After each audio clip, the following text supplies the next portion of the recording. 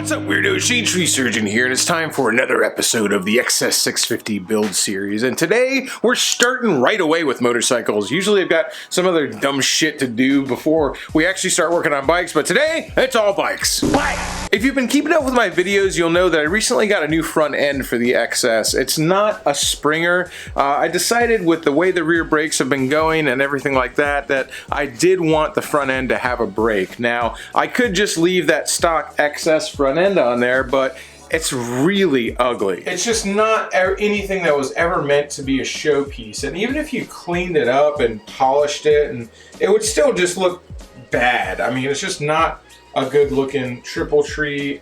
I really personally don't like it. If you follow me on Instagram, you'll remember I put out a plea for help and I said, does anybody have a 39mm Sportster front end? So somebody did, and a subscriber sent me a front end, and I'm gonna put that on the XS. So the big reason for going to a 39mm Sportster front end or a Dyna front end, they're basically the same, is that it's just got a really good looking triple tree. I mean, it's a Harley Davidson, and when Harley Davidson redesigned their front end, they were trying to make bikes that already looked custom. Now, everybody's just used to these now, so they look normal, but when you compare these triple trees to triple trees off of bikes from similar years, these are really, really nice. They're actually quite beautiful. They're smooth, they look custom, and especially compared to these turds, you can just look at these, which are just very utilitarian compared to the Sportster ones, and this is just a way smoother, cleaner look. So that's what we're gonna do. So obviously a Sportster triple tree doesn't just bolt right on the XS. Of course, there's a little bit of modifications that need to be done. I've been cruising the forums, and there's seems to be a pretty much decided upon way to do this. It's actually the same technique to put a Springer front end on an XS650, because 99% of all Springers are designed for a Harley neck. At least, you know, I say 99%. Most. I just made that statistic up. Like, pretty much all statistics are made up right on the fly. I digress. If you remember, I went up to Dime City Cycles and I got a stock bearing and race kit for this. I also have new neck bearings for a Harley Davidson, and supposedly using those two together, you can put a Harley Davidson front end on an XS650. Now, some people say that you do have to take a cutting wheel and cut the bottom of the neck about a 1/4 inch off of it. Some dudes say you don't have to do that. So I don't know what's gonna happen. Basically, I'm gonna pull that front end off, put the Harley one on there, see if it fits, and then decide whether I'm gonna have to cut anything off. Now, the other big advantage to using a Harley Davidson front end instead of that Yamaha front end is now I have a way wider selection and cheaper selection of front wheels. So I do have a 21-inch Harley Davidson front wheel to put on that bike. But if I'm gonna put that on there, I gotta get the tire and the tube on it. I'm not gonna do that here. I'm gonna take it over to my buddies at the Ride Factory and have them do it. So let's jump in the Les Camino and get her done.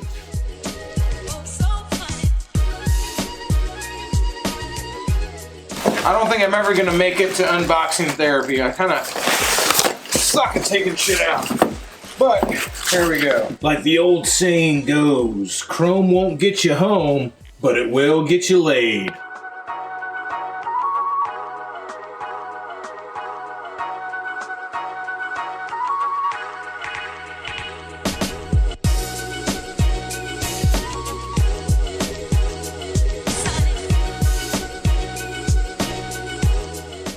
Filed under things you only see in a motorcycle shop, I'm hanging here with Shelby, and we got some wall of shame brake pads here. Holy mackerel. And this is actually, this one got down to the piston. How? Wow, man. I did not notice this kind of shit. Whoa. What kind of bike did these come off of? A Honda VTX. Honda VTX owners. For shame. And if you want to see something even worse than those brake pads I just showed you, listen to this GXR 1000.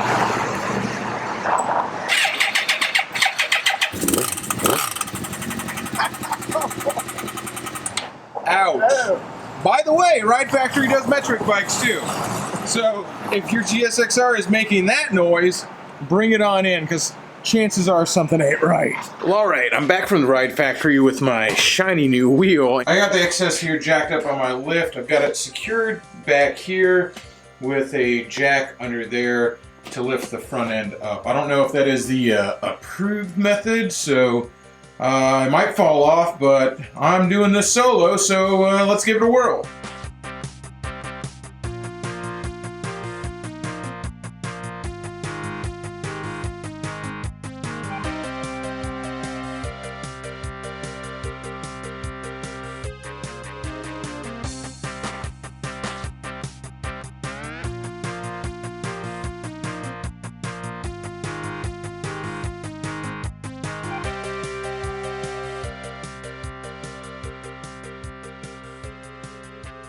Alright, now that I actually have the stock triple tree off of here, you can take a look at these things and side by side and see why I was so eager to get this switched out to a Sportster triple tree. It's just a way, way, way better looking piece. So let's put my money where my mouth is and see if I can actually pull this off or not. So the internet has told me two very different things about how to do this, which, if you're familiar with the internet, is very, very, very, very unsurprising.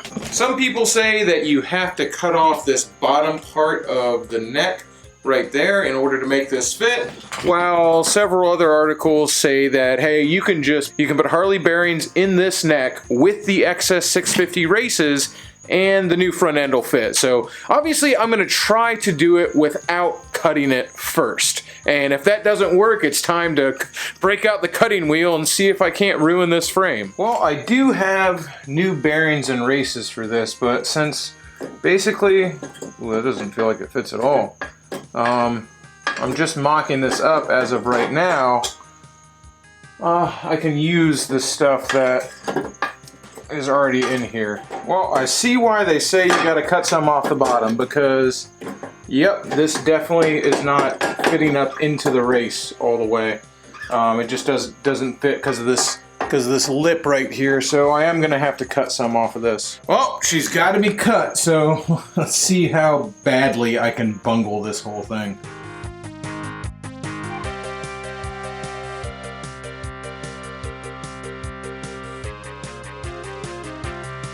Yeah, it's not exactly what I would call straight, but that's what they make a flap wheel for.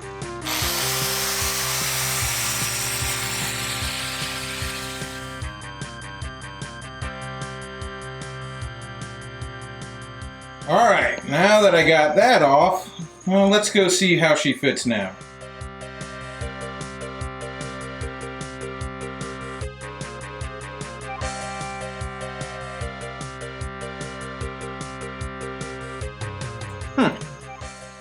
Well, I don't know, man. I mean, I don't know. See, the problem, what I'm worried about is you can see a little bit of the bearing. I don't know if you're going to be able to see it in there, but a little bit of the bearing is just sticking up right above there. Now, I don't know what I can actually do about that. Maybe when I tighten the whole thing down, they'll push in a little bit. I'm not sure, but I'm going to go ahead and try and torque it down and see what happens. Maybe I'll stick the fork tubes in here first so these things are lined up, then I'll try to put some torque on her and see if that pushes them in. Again, I'm flying blind here, so I have no idea what I'm doing. You know what's funny about this Ichiban Moto sticker front and center on this motorcycle right now is I'm so bad at this that sometimes it's hard to tell the difference between an episode where I'm actually trying to do something right and an Ichiban Moto episode where he's just fucking with you. Again, I'm just kind of sticking this in here to mock it up, because if I am going to clamp this down to see if it works, I want to make sure it's on straight. Well, no, it looks good on there, but looking good and actually working, two very different things. So what I'm going to do now is go ahead and just crank on this top nut a little bit, see if I can't tighten it down and have everything kind of seat in properly. We'll see.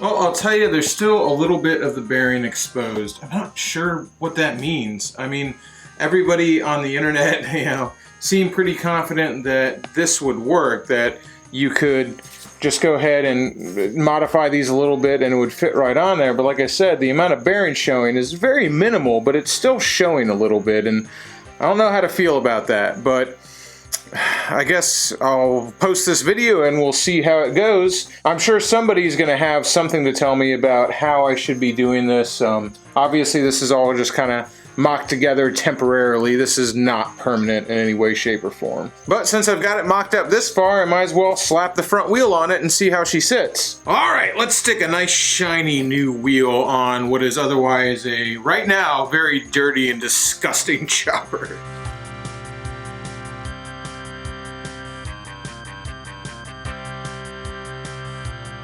Well, damn, that looks pretty good if you ask me.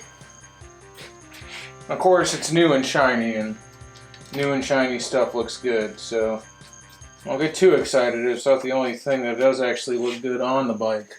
Well, unfortunately, guys, that's going to be about where this video ends. I kind of hate leaving it like this because I feel like things are kind of unfinished. Like, I don't have a handlebars on it. I'm not sure if things are fitting right. Basically, I just have the front end and a wheel on the bike.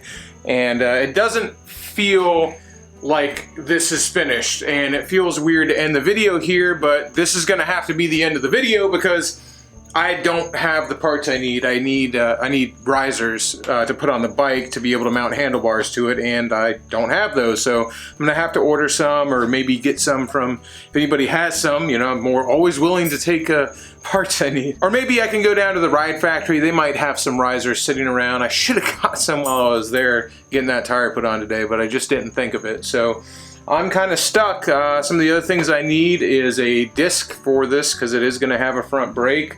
And I need some handlebars. I'm going to need a new throttle because I'm going to 1-inch bars for a Harley Davidson, so I can use Harley Davidson throttles and Harley Davidson controls, just because they're nicer. You can get nicer looking stuff. I do have a front master cylinder for the bike, but I'm going to have to get a line made for it. So it's kind of a bummer because this bike, I was riding this bike around. It was riding, like I could ride it down the street there. If this is the first video of mine that you're watching, there are multiple other videos where I'm riding this motorcycle, and I've just taken it from a motorcycle that you could ride and turned it back into a motorcycle that you cannot ride. So it feels a little bit like I've taken a step backwards, but I just got to trust the process and say, this is all part of it, and hope that it all works out in the end. I mean, it's going to take a lot more hard work, a little more research. I'm not sure that this is right, but one way or another, win or fail, I'll be taking you guys along with me for the ride. So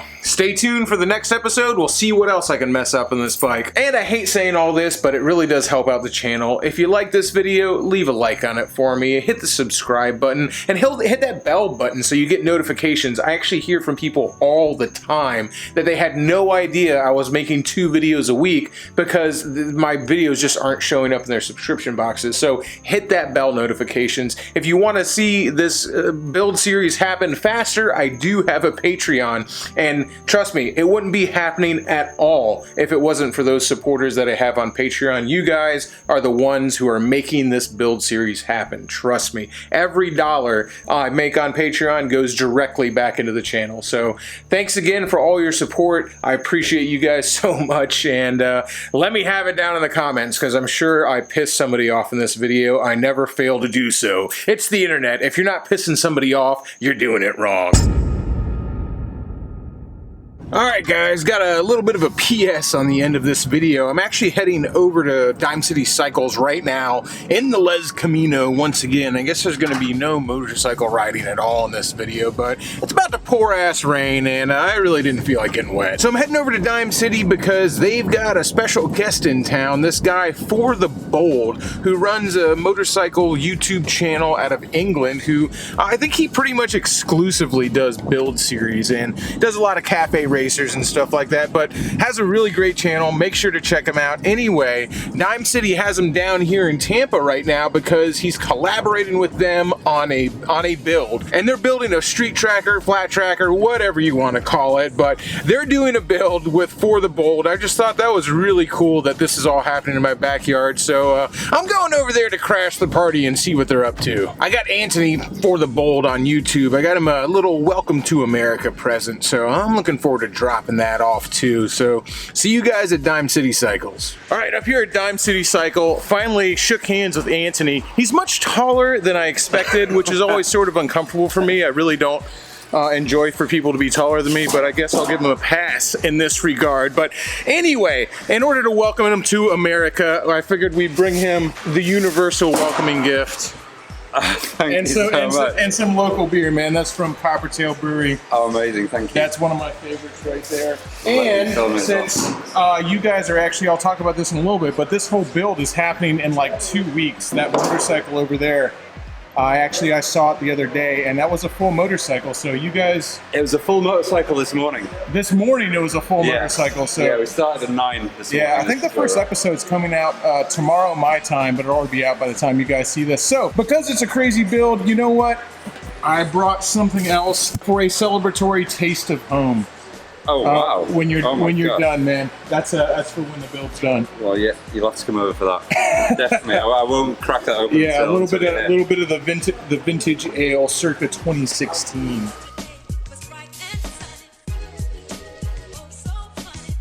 So this is the CX500 in question that Anthony is building. He said it was a whole motorcycle this morning that he was riding around the parking lot, and I was kind of just commenting that it's so funny that you've got an English guy coming to America to build a Japanese motorcycle, but it makes sense that it's the CX500 because this bike is just this insane amalgamation of different ideals that came together in a package that should have never been made. It's like Honda looked and said, we want to make a Harley and a Moto Guzzi, and we're just also going to make it super utilitarian and ugly. And somehow, after all of that, people were still like, yeah, we'll make that into a custom motorcycle. So it's super bizarre. It's super weird, but weird is what we do around here. So I approve. And before I forget, we are actually doing a little bit of a meetup here, and they've invited me out to it. This is at Dime City Cycles. It's going to be this coming Wednesday, and the actual date escapes me, so I'll have it in text written down right here. But this video is coming out Sunday. It's going to be this Wednesday at 12:30. I'll be here. Anthony's going to be here. All the guys from Dime City are going to be here. So come on up, hang out for a little bit, and I don't even know where this build's going to be come Wednesday, but I assume somewhere different. I don't even know if it's going to be here, so it's going out to the powder coaters. So it might not be here, but we'll be here. We'll be here. We'll make sure that the build's here, even if it's just sandblasted. We'll make sure it's here. So we're just sitting here having a beer and sharing stories, and Anthony, on the way over here, actually got yanked out of line for suspected terrorism, literally because of the oil and petroleum on his hands. They said he'd been handling explosives. So if you don't go watch this build series, this guy had to go through the white glove test in order to get over here to build this bike. They were gentle. They were gentle. Oh, they gentle? Oh man, they give you a little kiss on the cheek when they were done. Go subscribe to this guy, man. He's been through a lot to get here and build this motorcycle. I mean, it is for prostate cancer, so it's all still fitting with the theme. All right, guys, we're gonna sit here. We're gonna drink some beers and have some fun. I might go do some B-roll of this bike real quick so you guys can see what it's looking like. But until next time, keep it weird, y'all.